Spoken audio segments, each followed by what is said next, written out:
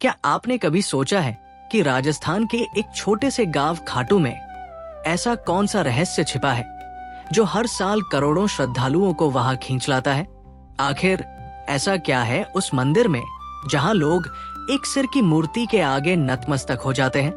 क्या आपने कभी सुना है कि किसी व्यक्ति ने युद्ध में जाने से पहले अपना सिर दान कर दिया हो और वो सिर बिना शरीर के पूरी महाभारत का युद्ध देखता रहा, और यही सिर आज खाटू धाम में भगवान के रूप में पूजित है? ये कहानी कोई साधारण देवता की नहीं, ये कहानी है बारबरी की घटोत्कच के पुत्र की, एक ऐसे वीर की जिसे श्री कृष्ण ने स्वयं कलयुग का भगवान घोषित किया था। लेकिन सवाल यह है, क्यों बर्बरीक ने ऐसा क्या किया कि कृष्ण को उनका सिर मांगना पड़ा? और क्या सच में खाटू श्याम वही बारबरी हर साल फाल्गुन महीने में करीब 1 करोड़ से ज्यादा श्रद्धालु खाटू श्याम के दरबार में हाजिरी लगाते हैं? कई लोग दावा करते हैं कि उनके यहाँ जाने भर से उनकी अधूरी मनोकामनाएं पूरी हो जाती है। किसी को नौकरी मिलती है, किसी को संतान सुख, तो कोई मृत्यु के मुंह से लौट आता है। क्या ये केवल संयोग है या खाटू श्याम जी में वाकई कोई अलौकिक शक्ति है? खाटू श्याम के मंदिर के भीतर एक अनोखा वातावरण रहता है। वहाँ की मूर्ति केवल एक शीश है, लेकिन उसमें इतनी ऊर्जा है कि लोग उसके सामने घंटों ध्यान में बैठे रहते हैं। कुछ लोग बताते हैं कि उन्होंने वहाँ दिव्य प्रकाश देखा, कुछ कहते हैं कि उनके शरीर में कंपन महसूस हुआ। क्या ये केवल श्रद्धा है या विज्ञान की पहुंच से बाहर कोई शक्ति? और ये भी सोचिए, क्यों कहा जाता है कि जब कलयुग में अधर्म चरम सीमा पर पहुंच जाएगा, अब यही श्याम बाबा नील घोड़े पर सवार होकर युद्ध के मैदान में उतरेंगे। क्या ये केवल एक प्रतीकात्मक विश्वास है या किसी आने वाले महायुद्ध का संकेत? इतिहासकारों के पास इसके जवाब नहीं है और विज्ञान की भाषा यहाँ मौन हो जाती है। लेकिन लाखों भक्त कहते हैं, हारे का सहारा खाटू श्याम हमारा। जो भी श्याम के दरबार में आता है खाली हाथ नहीं जाता। और सबसे बड़ा सवाल, क्या आज भी खाटू श्याम मंदिर में रात को वो सिर्फ सोता है? क्या मूर्ति में कोई चेतना है, कोई दिव्य ऊर्जा? इन सारे सवालों के जवाब आपको इस डॉक्यूमेंट्री में मिलेंगे। हम जाएंगे उस भूमि पर जहां कृष्ण ने बारबरी की परीक्षा ली थी, उस इतिहास में जहां युद्ध से पहले एक सबसे बड़ा बलिदान हुआ था, और उस मंदिर तक जहां हर धड़कन श्याम नाम का जाप करती है। तैयार हो जाइए ये कैसी यात्रा पर जहां आस्था, इतिहास, विज्ञान और रहस्य सब एक साथ मिलते हैं खाटू श्याम के दिव्य और रहस्यमयी संसार में। लेकिन उससे पहले अगर चैनल पर नहीं है तो वीडियो को लाइक करके चैनल को सब्सक्राइब जरूर कर लें। ये आपके लिए तो फ्री है, पर इससे हमारी काफी मदद हो जाती है। साल 2019 की बात है। राजस्थान के सीकर जिले का एक व्यापारी दिल्ली के एक बड़े अस्पताल में जिंदगी और मौत की जंग लड़ रहा था। डॉक्टरों ने जवाब दे दिया था, अब बस चमत्कार ही बचा सकता है। घर वाले टूट चुके थे, लेकिन तभी उस व्यापारी की पत्नी ने एक फैसला लिया। वो सीधा खाटू श्याम जी के दरबार पहुंची। आंखों में आंसू, हाथ में नारियल और दिल में एक ही संकल्प है, श्याम बाबा, अगर मेरे पति को जीवन दान मिला तो मैं हर साल आपके दरबार में सेवा करूंगी। कहते हैं अगले ही दिन उस व्यक्ति की हालत में चमत्कारी सुधार हुआ। डॉक्टर तक हैरान थे। लेकिन ये सिर्फ एक कहानी नहीं है। ऐसे हजारों किस्से खाटू धाम से जुड़े हैं, जहां विज्ञान की सीमाएं खत्म हो जाती है और आस्था शुरू होती है। राजस्थान की तपती रेत पर जब सूर्य की किरणें पड़ती है तो लगता है मानो इतिहास की कोई सुनहरी परत जाग उठी हो। इस पावन भूमि की हर सांस में कोई ना कोई गाथा बसी हुई है। इन्हीं गाथाओं में एक है खाटू श्याम की सीकर जिले में बसे इस मंदिर को लेकर केवल श्रद्धा ही नहीं, रहस्य भी जुड़ा है। कहते हैं ये मंदिर केवल एक पूजा स्थल नहीं, बल्कि एक ऐसी जीवित गाथा है जो आपको महाभारत काल से जोड़ती है, एक ऐसे योद्धा से मिलवाती है जो युद्ध में लड़ने नहीं सिर काटने आया था, एक ऐसा वीर जिसने श्री कृष्ण की एक परीक्षा के लिए अपना शीर्ष तक समर्पित कर दिया, वो भी हंसते हुए। क्या आपने कभी सुना है कि किसी का कटा हुआ सिर युद्ध भूमि देखता रहा और फिर वर्षों बाद वही सिर कलयुग में भगवान बन गया? ये वही स्थान है जहां सिर की पूजा होती है, शरीर की नहीं। जहां मंदिर के गर्भगृह में कोई सामान्य मूर्ति नहीं, बल्कि एक ऐसा सिर्फ विराजमान है जिसे वर्षों तक जमीन के नीचे दबा रखा गया था। क्या वाकई वो कुंड जहां से ये मूर्ति निकली आज भी दिव्य ऊर्जा से भरा हुआ है? और ये कैसे संभव है कि उस कुंड में जल का स्रोत किसी को नहीं मालूम, फिर भी वो कभी सूखता नहीं? मंदिर के भीतर कुछ विशेष परंपराएं निभाई जाती है, जैसे निशान चढ़ाना। लेकिन क्या आपने कभी सोचा है कि ये निशान केवल एक प्रतीक है, या फिर इनसे जुड़ी कोई ऊर्जा वाकई काम करती है? हजारों लोग दावा करते हैं कि उन्होंने खाटू श्याम से कुछ मांगा निशान चढ़ाया और फिर वो चमत्कार हुआ, जैसे वो खुद भी नहीं समझ सके। क्या ये केवल संयोग था या किसी अदृश्य शक्ति की कृपा? इतना ही नहीं, मंदिर से कुछ दूरी पर स्थित है एक प्राचीन शिवलिंग जिसे औरंगजेब ने तोड़ने की कोशिश की थी।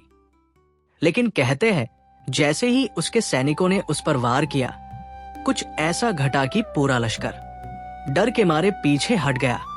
आज भी वो टूटा हुआ शिवलिंग एक चेतावनी बनकर खड़ा है। पर यह कैसा भय था जो एक क्रूर शासक को भी पीछे हटा गया? मंदिर में आने वाले लोग बताते हैं कि वहां पहुंचते ही कुछ महसूस होता है। किसी को स्वप्न में दर्शन होते हैं, किसी को जीवन की सबसे बड़ी समस्या का समाधान मिलता है। और इनमें एक बात समान है, एक अदृश्य उपस्थिति, एक रहस्यमय शक्ति जो शब्दों से परे है। क्या ये श्रद्धा की शक्ति है या उस स्थान से जुड़ी कोई प्राचीन चेतना? और शायद सबसे चौंकाने वाली बात यह है कि खाटू श्याम मंदिर के भक्त सिर्फ भारत तक सीमित नहीं, इंग्लैंड, अमेरिका, ऑस्ट्रेलिया जैसे देशों से भी लोग यहाँ निशान यात्रा करने आते हैं। ये श्रद्धा किसी भाषा, किसी जाति, किसी धर्म की मोहताज नहीं, बस एक भावना चाहिए, भक्ति। और इस भक्ति में ही छिपे हैं वो प्रश्न जो सदियों से लोगों के मन को कुरेदते आए। क्या खाटू श्याम ही कलयुग के विष्णु अवतार हैं? क्या वो सच में नील घोड़े पर सवार होकर अंतिम युद्ध में उतरेंगे? क्या वो प्रतिमा सच में चेतन है? क्या श्याम बाबा आज भी भक्तों से संवाद करते हैं? क्या उनकी प्रतिमा रात में विश्राम करती है जैसे कोई जीवित सत्ता? इन सभी सवालों के जवाब आपको इस डॉक्यूमेंट्री में मिलने वाले हैं। और साथ ही हम जानेंगे कि आप कैसे खाटू श्याम की यात्रा कर सकते हैं और आपको कब यहाँ जाना चाहिए। ये केवल एक वीडियो नहीं, बल्कि एक यात्रा है श्रद्धा और रहस्य की, इतिहास और चमत्कार की, और सबसे अहम उस दिव्य अनुभूति की जिसे शब्दों में नहीं बांधा जा सकता। तो आइए चलिए उस रास्ते पर जो आपको केवल एक मंदिर नहीं, बल्कि एक चमत्कार से रूबरू कराएगा, खाटू श्याम का चमत्कार। बाबा खाटू श्याम का संबंध महाभारत काल से माना जाता है। वे घटोत्कच के पुत्र थे। कथा की शुरुआत होती है उस अंधकारमय दौर से जब कौरवों और पांडवों के बीच तनातनी अपने चरम पर थी। हस्तिनापुर का राजमहल राजनीति, द्वेष और षड्यंत्रों का केंद्र बन चुका था। दुर्योधन के मन में पांडवों के प्रति द्वेष दिन ब दिन बढ़ता जा रहा था। उसे ये भय सताने लगा था कि यदि युधिष्ठिर को राज्य मिला तो भविष्य में कौरवों की सत्ता समाप्त हो जाएगी और वो स्वयं एक सेवक बनकर रह जाएगा। इसी भय और ईर्ष्या ने उसे एक भयावह योजना बनाने को प्रेरित किया, पांडवों को समाप्त कर देने की योजना। भीष्म पितामह ने जब धृतराष्ट्र को युधिष्ठिर के राज्याभिषेक का सुझाव दिया, तब दुर्योधन ने धृतराष्ट्र के मन में विश्व भर दिया। उसने कहा, यदि एक बार युधिष्ठिर राजा बन गया तो फिर कभी ये राज्य हमारे पास नहीं लौटेगा। धृतराष्ट्र युधिष्ठिर को योग्य मानते थे, लेकिन दुर्योधन के आग्रह के सामने वो असहाय हो गए और पांडवों को वाराणा वध भेजने का निर्णय ले लिया। लेकिन ये सिर्फ एक यात्रा नहीं थी, ये एक घातक जाल था।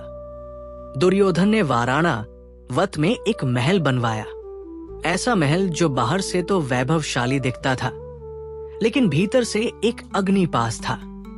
लाक्षागृह यानी वह भवन लाख चर्बी, सूखी घास और अन्य ज्वलनशील वस्तुओं से बना था। उसका इरादा था कि एक रात जब पांडव गहरी नींद में हो, उस महल को आग लगाकर उन्हें सदा के लिए समाप्त कर दिया जाए। लेकिन नियति ने इस षड्यंत्र को असफल करने के लिए एक और योजना रची थी। और उसमें शामिल थे। उन्हें इस षड्यंत्र का आभास हुआ और उन्होंने पांडवों को गुप्त संकेतों में आगाह किया। विदुर ने सुरंग खुदवाने वाले कारीगर को भेजा और कहा कि एक गुप्त रास्ता वन तक बनवा लिया जाए ताकि आपातकाल में जीवन बचाया जा सके। फिर वो रात आई जब पुरोचन ने महल को अग्नि के हवाले करने की योजना बनाई, लेकिन इस योजना से पहले ही भीम ने प्रतिकार किया। अग्नि वही फैली, लेकिन अपने साथ पुरोचन, उसकी योजना और निर्दोष भीलनी को भी ले गई। उधर पांडव सुरक्षित सुरंग से निकलकर हिंडन नदी के किनारे पहुंचे और विदुर द्वारा भेजी गई नौका में सवार होकर दूर एक घने जंगल में जा पहुंचे। और यहीं से प्रारंभ होती है एक नई कथा। एक वीर योद्धा, एक राक्षसी कन्या और एक ऐसे पुत्र की गाथा जो आगे चलकर 3 बाणों से युद्ध का रुख बदलने की शक्ति रखता था। इस जंगल में रहते थे और उसकी बहन हिडिंबा एक नरभक्षी राक्षस था जो मानव मांस खाकर जीता था। उसने अपनी बहन को आदेश दिया, जंगल में विचरते पांडवों को मारकर उसका भोजन तैयार करे। लेकिन नियति ने इस कहानी को कुछ और ही रूप देना तय किया था।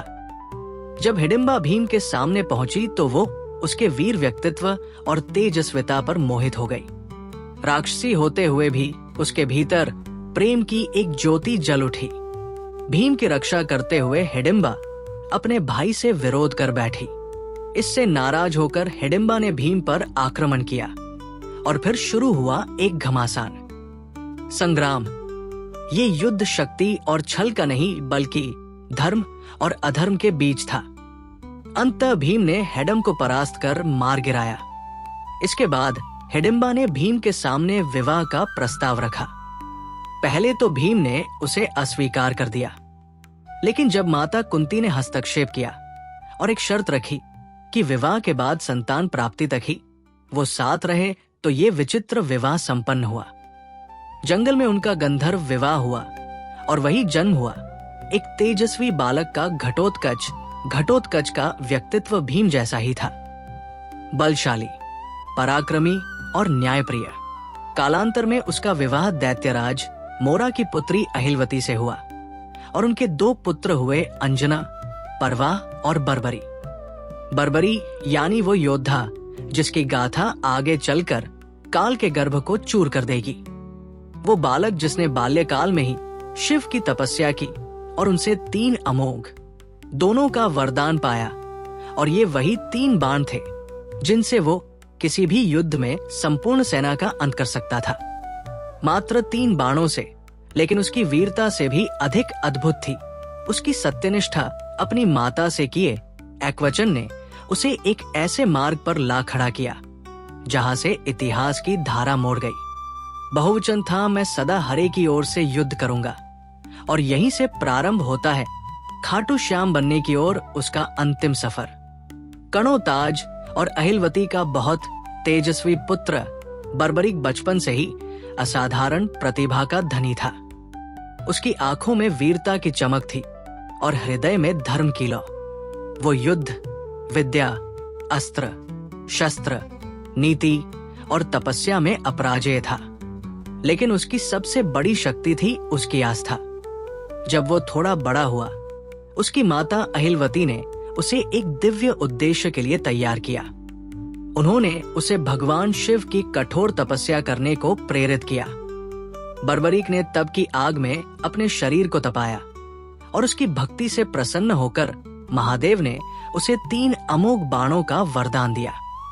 ये बाण कोई साधारण बाबा नहीं थे। ये बाण ऐसे थे कि एक से लक्ष्य को चिह्नित किया जा सकता था, दूसरे से उसका सहार और तीसरे से उसे वापस बुलाया जा सकता था। कहा जाता है कि मात्र इन 3 बाणों से वो समस्त पृथ्वी की सेनाओं का अंत कर सकता था। समय बीतता गया और युद्ध का वो क्षण समीप आ गया जिसे महाभारत के नाम से जाना जाता है। कुरुक्षेत्र की भूमि पर धर्म और अधर्म आमने सामने थे। सभी योद्धा एकत्र हो चुके थे। उसी समय बर्बरीक ने युद्ध भूमि में जाने का निश्चय किया। वो युद्ध में भाग लेना चाहता था क्योंकि उसका हृदय न्याय के लिए धड़कता था, परंतु उसकी मां से लिया गया वचन अब उसके रास्ते में खड़ा था। उसने प्रण लिया था कि वो सदैव हारे हुए पक्ष की ओर से लड़ेगा। तू क्षेत्र जाते हुए जब वो अपने नीले रंग के घोड़े पर सवार होकर चला तो मार्ग में एक ब्राह्मण ने उसका रास्ता रोक लेता है। लेकिन वो कोई साधारण ब्राह्मण नहीं था, वो स्वयं भगवान श्री कृष्ण थे, जो उसकी शक्ति और उसके निर्णय की परीक्षा लेना चाहते थे। कृष्ण ने मुस्कुराकर पूछा, बस तुम कहाँ जा रहे हो? बर्बरीक ने उत्तर दिया है, ब्राह्मण, मैं महाभारत के युद्ध में जा रहा हूँ। मेरा कर्तव्य है कि मैं उस पक्ष के लिए युद्ध करूं जो हार रहा हो। कृष्ण ने उसकी वीरता पर संदेह नहीं किया, लेकिन उसके निर्णय से उत्पन्न होने वाले परिणामों की गहराई को समझाना आवश्यक था। उन्होंने पूछा, यदि तुम केवल हारे हुए पक्ष की ओर से लड़ोगे, युद्ध का क्या होगा? बर्बरीक ने गंभीरता से उत्तर दिया, जहां हार होगी मैं वहां जाऊंगा, और जिन्स और मैं जाऊंगा, वो जीत जाएगी। ये सुनकर श्री कृष्ण का हृदय कांप उठा। उन्हें स्पष्ट हो गया कि यदि बर्बरी की युद्ध भूमि में उतर गया तो युद्ध का संतुलन टूट जाएगा, धर्म और अधर्म की रेखाएं धुंधली हो जाएगी, पांडवों की विजय असंभव हो सकती थी। तभी उन्होंने बर्बरी की परीक्षा ली।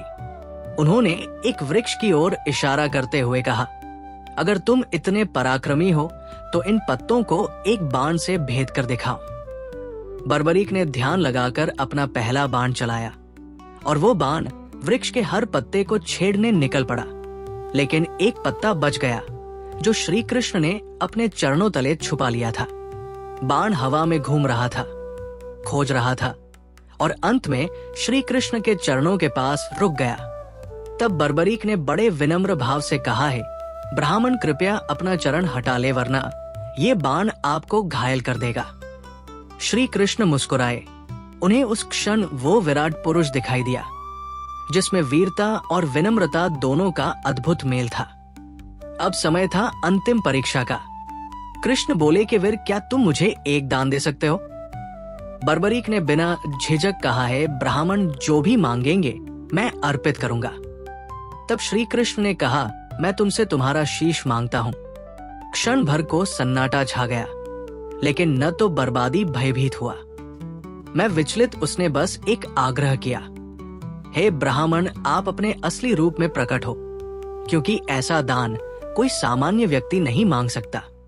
तभी श्री कृष्ण ने अपना विराट स्वरूप प्रकट किया, चतुर्भुज पीतांबरधारी सुदर्शनधारी चंद्रवदन श्री हरि के रूप में। बर्बरीक ने हाथ जोड़ ली। उसे अब स्पष्ट हो गया कि ये कोई साधारण युद्ध नहीं, बल्कि धर्म और अधर्म की अंतिम परीक्षा है। तब श्री कृष्ण ने कहा, है वीर, तुम्हारा बल, तुम्हारा त्याग और तुम्हारी भक्ति इस युग को दिशा देंगे। मैं चाहता हूं कि तुम युद्ध भूमि में दर्शक बहनों, मैं तुम्हारे शीश को अमृत स्नान कराऊंगा। तुम पूरे युद्ध को देखोगे और न्याय के आधार पर निर्णय दोगे। और सुनो, कलयुग में जब धर्म क्षीण होगा, तब लोग तुम्हें हारे का सहारा कहकर याद करेंगे। वे तुम्हारे सिर की पूजा करेंगे, क्योंकि उसमें मेरा अंश रहेगा। तुम्हारा नाम होगा श्याम और तुम मेरे ही रूप में पूजे जाओगे। श्री कृष्ण ने अपने हाथों से उसका शीश लिया और उसे युद्ध भूमि की एक ऊंची पहाड़ी पर स्थापित किया, जहां से उसने महाभारत का संपूर्ण युद्ध देखा, न्याय की दृष्टि से, बिना किसी पक्षपात के। और इस प्रकार जन्म हुआ खाटू श्याम का। जितना ही रहस्यमयी खाटू श्याम है, उतना ही रहस्यमयी इस मंदिर का निर्माण। तो चलिए आप जानते हैं मंदिर के निर्माण की असली कहानी। खाटू श्याम मंदिर का इतिहास उतना ही गूढ़ है जितनी इसकी महिमा। जब जब कालखंड चुप रहता है, तब तब कोई स्थल, कोई घटना, कोई संकेत स्वयं बोल उठता है। और खाटू श्याम धाम का निर्माण भी एक ऐसी ही पुकार से आरंभ होता है। ये केवल ईंट और पत्थरों की रचना नहीं थी, बल्कि ये उस अलौकिक चेतना की पूर्ण अभिव्यक्ति थी जो कलयुग में मानवता का अंतिम सहारा बनकर अवतरित हुई। इस पावन मंदिर की नींव उस क्षण पड़ी जब राजस्थान की तपती धरती पर एक असामान्य घटना घटी। कहते हैं ये कोई मंदिर स्थल नहीं था, ना ही कोई पवित्र तीर्थ, बल्कि सीकर जिले का एक साधारण सा गांव खाटू। पर एक दिन जैसे स्वयं भगवान ने उस भूमि को पुकारा हो। एक गाय चढ़ते चढ़ते एक विशेष स्थान पर पहुंची और बिना किसी कारण उसके थनों से दूध बहने लगा। ये घटना कोई सहयोग नहीं थी। ये प्रकृति की चेतावनी थी कि उस धरती के गर्भ में कोई अलौकिक सत्य छुपाया। जैसे जैसे ये बात गांव में फैली, जिज्ञासा बढ़ती गई। ग्रामीणों ने मिलकर उस स्थान की खुदाई करने का निर्णय लिया और जब मिट्टी की परतें हटती चली गई, तब वहां से निकला एक दिव्य सिर, एक चमत्कारी मुखाकृति जो देखने में साधारण नहीं बल्कि पूर्ण रूप से तेजस्वी और लौकिक प्रतीत होती थी। उस सिर के साथ कोई आवाज नहीं थी, कोई शब्द नहीं थे, लेकिन फिर भी मानो उसने सबको पुकारा। एक मौन संवाद की तरह ग्रामीणों ने उस सिर को एक सम्मानित ब्राह्मण को सौंप दिया। उन्होंने उसे अपने घर ले जाकर श्रद्धा से पूजन करना प्रारंभ किया, बिना ये जाने कि आगे क्या करना है। कई दिन बीते, पूरा गांव प्रतीक्षा में था कि अब इस दिव्यता का मार्गदर्शन कौन करेगा। तभी उस रात्रि को खाटू के तत्कालीन शासक राजा रूप सिंह चौहान को एक दिव्य स्वप्न आया, जिसमें स्वयं श्याम बाबा ने आदेश दिया कि मेरे इस स्वरूप के लिए एक मंदिर का निर्माण करो। अब मैं इस स्थान पर वास करना चाहता हूं। समय आ गया। राजा की आंख खुली और उनके अंदर किसी और ही ऊर्जा का संचार हो चुका था। सुबह होते ही उन्होंने अपने शिल्पियों और पुरोहितों को बुलाया और उस स्थान पर एक भव्य मंदिर के निर्माण का आदेश दिया। इतिहासकार मानते हैं कि ये वर्ष 1027 ईस्वी का काल था, जब फाल्गुन शुक्ल एकादशी के पावन दिन, ठीक उसी दिन जब बाद में खाटू श्याम का विशाल मेला लगने लगा, उस दिव्य मस्तक की प्रतिष्ठा विधिवत की गई। इसके साथ ही खाटू नामक ये गांव, जिसने कभी कोई विशेष धार्मिक पहचान नहीं रखी थी, देखते ही देखते आस्था का केंद्र बन गया। मंदिर का प्रारंभिक निर्माण अत्यंत साधारण था, ईंट, चूना और सीमित शिल्पकारी के साथ, लेकिन समय जैसे जैसे बीतता गया, इसकी महिमा फैलती चली गई। लोगों ने चमत्कार अनुभव किया है, बीमारियां ठीक हुई, बंजर को संतान मिली, भटके हुए रास्ता पा गए और इन चमत्कारों की साक्षी बनती रही वो मूर्ति जो आज भी उसी गर्भगृह में। लगभग 7 शताब्दियों के बाद 1720 में जब खाटू क्षेत्र मारवाड़ रियासत के अधीन आया, तब वहां के प्रभावशाली दीवान अभय सिन्हा को भी खाटू श्याम बाबा ने स्वप्न में आदेश दिया।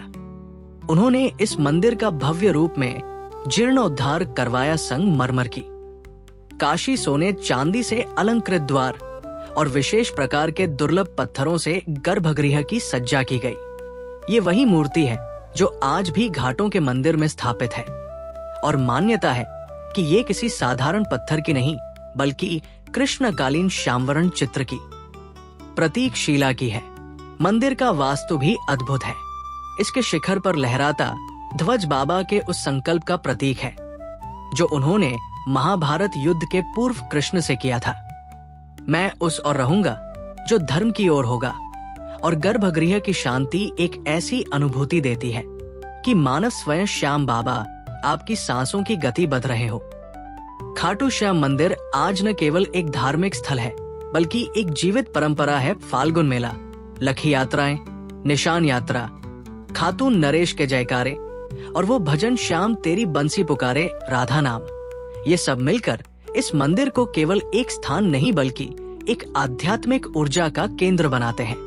कई विद्वान मानते हैं कि ये मंदिर इतिहास और अध्यात्म के बीच का एक जीवन संगम है, जहाँ सिर्फ दर्शन नहीं होते, वहाँ एक भरोसा जन्म लेता है कि जब कोई हारा हुआ इस दरबार में आता है तो बाबा उसे फिर से जीवन से जोड़ देते हैं। तो जब अगली बार आप खाटू श्याम के दर्शन करें तो सिर झुकाए, केवल एक मन्नत के लिए नहीं बल्कि उस त्याग के लिए जिसने युद्ध छोड़कर सेवा चुनी और उस धारोहर के लिए जिसने कलयुग में भी भक्तों को विश्वास से जोड़े रखा। खाटू धाम में जहां एक और बाबा श्याम का भव्य मंदिर भक्तों की श्रद्धा का केंद्र बना हुआ है, वही इस स्थान का सबसे रहस्यमयी और चमत्कारिक स्थल है। श्याम कुंड ये कोई साधारण जलाशय नहीं बल्कि एक ऐसी पवित्र सरिता है जिसे स्वयं बाबा श्याम के शीश से जुड़ा हुआ माना जाता है। मान्यता है कि जब उस दिव्य मस्तक को धरती की घर से निकाला गया था, ठीक उसी स्थान पर ये कुंड प्रकट हुआ और तभी से ये कुंड केवल जल का स्रोत नहीं रहा, या बना भक्तों की आत्मा को शुद्ध करने वाला एक अलौकिक स्नान तीर्थ कहते हैं। इस कुंड में डुबकी लगाने मात्र से जीवन भर के पाप मिट जाते हैं। श्रद्धालु जब यहाँ आते हैं तो आंखों में आंसू, हाथ जोड़कर सीने में उम्मीद और आत्मा में पश्चाताप लेकर श्याम कुंड की ओर बढ़ते हैं। हर डुबकी, हर प्रार्थना एक कहानी होती है, किसी की टूटी उम्मीद जोड़ने की, किसी की बिगड़ी तकदीर सुधारने की। कुंड का जल सदा शांत, ठंडा और निर्मल रहता है, मानो खुद बाबा श्याम उसमें समाये हों। इस कुंड को लेकर एक और बात इसे पूरी तरह रहस्य से भर देती है। आज तक कोई अनिश्चित नहीं कर पाया कि इसका जलाता कहाँ से। वैज्ञानिक दृष्टिकोण से जब भी इसे परखा गया, इसकी कोई स्पष्ट जलधारा ना तो ऊपर से आती दिखी, ना नीचे से कोई स्रोत मिला, पर फिर भी कुंड हमेशा लबालब रहता है। और इसीलिए लोग कहते हैं कि इस काजल पाताल लोक से आता है। ये बात सुनने में कल्पना जैसी लगती है, लेकिन जब आप वहां खड़े होकर चारों ओर देखेंगे और महसूस करेंगे कि कोई स्रोत ना होते हुए भी जल लगातार बना रहता है, तब एक अलौकिक आपके भीतर दौड़ जाती है। ये कुंडा अपने आप में एक मौन चमत्कार है, जो सिर्फ आंखों से नहीं, हृदय से महसूस किया जा सकता है। श्याम कुंड से कुछ ही दूरी पर स्थित है दो और पवित्र स्थल, गौरी शंकर मंदिर और गोपीनाथ मंदिर। इनमें से गौरी शंकर मंदिर के साथ जुड़ी एक कथा दिल को झकझोर कर रख देती है। ये घटना तब की है जब मुगल सम्राट औरंगजेब की सेना ने इस पावन स्थल को निशाना बनाया था। धार्मिक स्थलों को नष्ट करना उसकी नीति थी और खाटू भी उसकी लिस्ट में आ गया था। उसकी सेना जब इस मंदिर को गिराने पहुंची तो सबसे पहले शिवलिंग पर भाले से प्रहार किया गया, परंतु उस क्षण कुछ ऐसा घटित हुआ जिसे देखकर सैनिकों की रूह कांप उठी। जैसे ही भाले शिवलिंग से टकराए, वहां से रक्त की धार फूट पड़ी। ये कोई कल्पना नहीं थी। वहां उपस्थित सैकड़ों लोगों ने स्वयं अपनी आंखों से वह दृश्य देखा। ये मानो शिव जी का प्रत्यक्ष आक्रोश था, जो उन्हें अपनी रक्षा के लिए जगाना पड़ा। सैनिक घबरा गए, उनके हाथ कांपने लगे और वे डर के मारे वहीं से भाग खड़े हुए। और आज भी, सैकड़ों साल बीत जाने के बाद भी, उस शिवलिंग पर भाले के निशान स्पष्ट रूप से देखे जा सकते हैं। वो घाव जो उस दिन धर्म की रक्षा में स्वयं भगवान ने झेले थे। इस घटना के बाद किसी भी आक्रमणकारी की हिम्मत नहीं हुई कि वो इस धाम की ओर आंख उठाकर भी देखें। राजस्थान की राजधानी जयपुर से लगभग 80 किलोमीटर दूर स्थित ये खाटू धाम आज भले ही भक्तों का तीर्थ है, पर हर ईंट, हर दीवार, हर मोड़ किसी चमत्कार, किसी त्याग और किसी पुकार की कहानी कहती है। यहाँ केवल यात्रा नहीं होती, यहाँ होता है एक आध्यात्मिक विसर्जन, जहाँ लोग अपने भूतकाल, अपने कर्म, अपने दुखों को छोड़कर वापस एक नए जीवन के साथ लौटते हैं। इस धाम तक पहुंचने के लिए अक्सर रींगस के मार्ग की सिफारिश की जाती है और ये रास्ता भी प्रतीक बन जाता है उस भावनात्मक यात्रा का। तो चलिए अब मैं आपको लेकर चलता हूँ एक ऐसी यात्रा पर जो सिर्फ पैरों से नहीं बल्कि दिल से पूरी की जाती है। ये यात्रा है खाटू श्याम जी के दरबार की, जो आपको भीतर तक छू जाती है। मान लीजिए कि आप तय कर चुके हैं, इस बार बाबा श्याम के दर्शन जरूर करने हैं। आप सुबह सुबह अपने घर से निकलते हैं, दिल में एक अजीब सी हलचल नहीं है, जैसे कोई आपको खींच रहा हो। रास्ते भर हारे का सहारा बाबा श्याम हमारा की धुन जैसे हर सांस में गूंजती रहती है।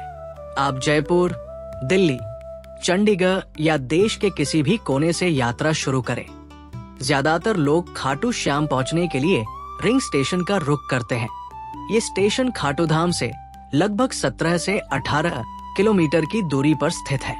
जैसे ही ट्रेन स्टेशन पर रुकती है, आप देखेंगे कि सैकड़ों लोग पहले से बाबा की जयकारों के साथ तैयार खड़े।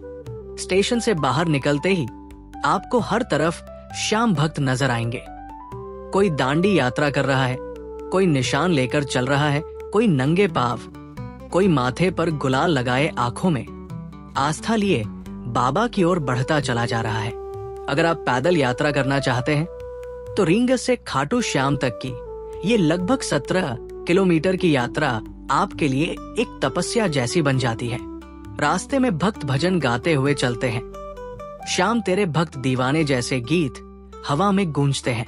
जगह जगह पर लंगर लगे होते हैं, जहां स्थानीय लोग और स्वयंसेवी संस्थाएं श्रद्धा से भोजन, पानी और विश्राम की व्यवस्था करते हैं। कोई आपको कंधा पकड़कर आगे बढ़ाता है, कोई पंखा चलता है और कोई आपके पैर दबा देता है। ये वो यात्रा है जहां अजनबी भी अपने से लगते हैं। अगर आप पैदल नहीं चल सकते या समय कम है तो टैक्सी बसें भी आसानी से उपलब्ध है, जो आपको सीधे मंदिर के निकट ले जाती है। लेकिन जो मजा उस पैदल यात्रा में है वो शब्दों में नहीं बताया जा सकता। वो तो खुद चलकर ही महसूस किया जा सकता है। जैसे जैसे आप मंदिर के निकट पहुंचते हैं, हवा की खुशबू बदलने लगती है। गुलाल, चंदन, अगरबत्ती, फूलों की मिली जुली महक मन को शांति देती है। मंदिर के बाहर आपको बड़ी संख्या में दुकानें मिलेंगी, जहां से आप प्रसाद, चुनरी, निशान, माला और बाबा के वस्त्र ले सकते हैं। कुछ श्रद्धालु यहाँ से बाबा के लिए विशेष भेंट लेकर जाते हैं। कतार में लगने से पहले आप अपने पैरों को श्याम कुंड के शीतल जल में धो सकते हैं। मान्यता है कि यहाँ स्नान करने से आत्महत्या शुद्ध हो जाती है। फिर आती है वो घड़ी जिसका इंतजार आपने ना जाने कितने दिनों से किया होता है। दर्शन की गाड़ी कतारें लंबी हो सकती है, लेकिन बाबा का दरबार ऐसा है कि कोई थकता नहीं। मंदिर परिसर में भजन मंडली लगातार शामरा गाड़ी होती है। जैसे ही आप गर्भगृह में प्रवेश करते हैं और सामने बाबा श्याम की मूर्ति दिखती है, वो नीली श्याम रंग की आंखें, मोर पंख, श्रृंगार से सजे स्वरूप को देखकर ऐसा लगता है जैसे बाबा अभी बोल पड़ेंगे। उस पल में समय जैसे रुक जाता है, सांसें थम जाती है और आंखें नम हो जाती है। दर्शन के बाद आप वही मंदिर परिसर में बैठकर कुछ देर आंखें बंद कर ले तो लगेगा जैसे जीवन में जो उलझने थी वो हल हो गई। बाबा की कृपा सिर पर महसूस होने लगती है।